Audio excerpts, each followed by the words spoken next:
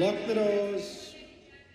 Question is that motion 250 moved by Senator Askew on behalf of Senator Bragg be agreed to. Ayes passed to the right of the chair, noes to the left. Is this a point of order? Senator Thorpe,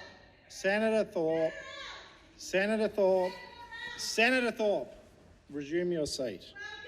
Senator Thorpe, resume your seat.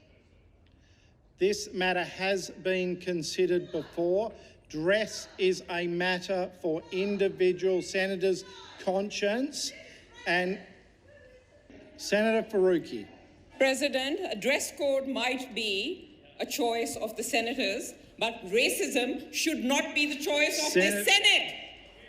This is a racist senator displaying blatant racism and Islamophobia, President, and someone should pull her up on that. Senator Faruqi. And it is you in the chair. You should be pulling her up on that. Resume your seat.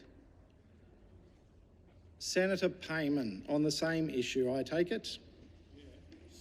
What else would I be talking about, Deputy President? Because if this is about the dress code, she is disrespecting a faith. She is disrespecting the Muslims out there, Muslim Australians. It's absolutely unconstitutional. This needs to be dealt with immediately before we proceed. Senator Whish-Wilson, if this is on the same matter, I'm not going to entertain any more. Order that's different, Deputy President. Senator Whish-Wilson. Senator Hanson is using a prop in the Senate, and it's a dangerous prop. Dangerous Senator to this country, Whish-Wilson. but I ask that you rule on her bringing a prop into the Senate. It is not her normal dress code, Deputy President. It is clearly a prop to make a political statement. If I was to wear a Greens T-shirt in here, or a Fremantle Dockers shirt or Senator whatever, I would get shown the door. Resume your seat. This matter has been ruled on before. Senator Thorpe, resume your seat. Senator Thorpe, resume your seat. Senator Faruqi, resume your seat. Senator Waters.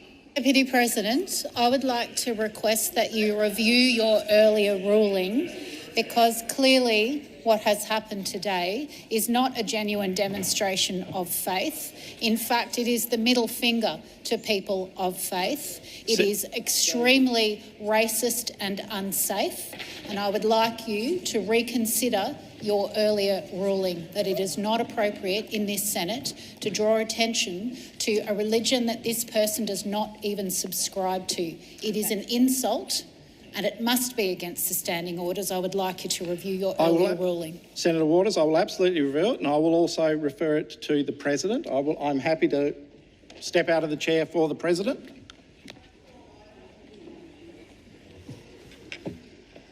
Senator Wong, were you seeking the call? Thank you. President, I rise to ask that you reflect the ruling of Senator Parry when in the President's chair in relation to a similar stunt by this senator in this place. And I would remind those who may not have been here of what the then Leader of the Government, Senator Brandis, said at the time. He says to Senator Hanson, "Senator, I'm not going to pretend to ignore the stunt you have tried to pull today by arriving in the chamber dressed in a burqa when we all know you are not an adherent of the Islamic faith. I would caution and counsel you with respect to be very, very careful of the offence you may do to the religious sensibilities of other Australians. We do have many Australians in this country who are adherents of the Islamic faith. And the great majority are law-abiding Australians, good Australians, Senator Hanson, and it is absolutely consistent with being a decent Australian and being a strict and adherent Muslim. So, Senator Hanson, I would say this to you, and this is me now, not Senator Brandis, with whose remarks I concur, and it was one of the occasions in this chamber where the then opposition backed the government of the day to stand against this sort of stunt. to stand against this sort of stunt. And what I would say to you, President, is that Senator Hanson, all of us in this place, have a great privilege in coming into this chamber, a great privilege. And we represent, in our states, people of every faith, of all backgrounds, and we should do so decently. And what we should not do in this place, whatever views we may have on policy, is to be this disrespectful of the chamber and of people of faith. Whatever our own beliefs may be, the sort of disrespect that you are engaging in now is not worthy of a member of the Australian Senate, and it should not be allowed to stand. So I ask President, that you take advice from the clerk, and I'd refer you to the ruling of Senator Parry when he was the President in relation to precisely the same issue that we are seeing today.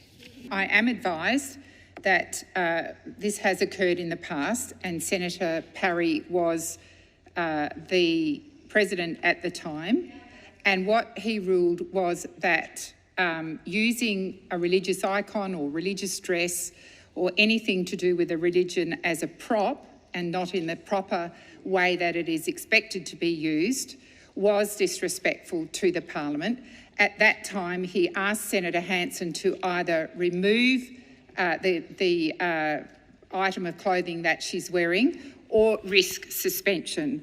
I intend to uphold the ruling of Senator Parry and ask Senator Hanson to remove herself from the chamber and remove the clothing and come back dressed appropriately, or risk suspension, and she certainly will not be heard if she doesn't remove herself from the chamber. Thank you, Senators. I am advised that because we are on a point, Senator Hanson, you will not be heard. Senator Hanson, you will not be heard. Senator Hanson, you will not be heard. I've repeated the order that Senator Parry gave. And I understand, Senator Hanson, I'm going to call on the Leader of Government. Yep. I would ask that we move to the next item of business, President. Yes. I believe we're up to General Business 246.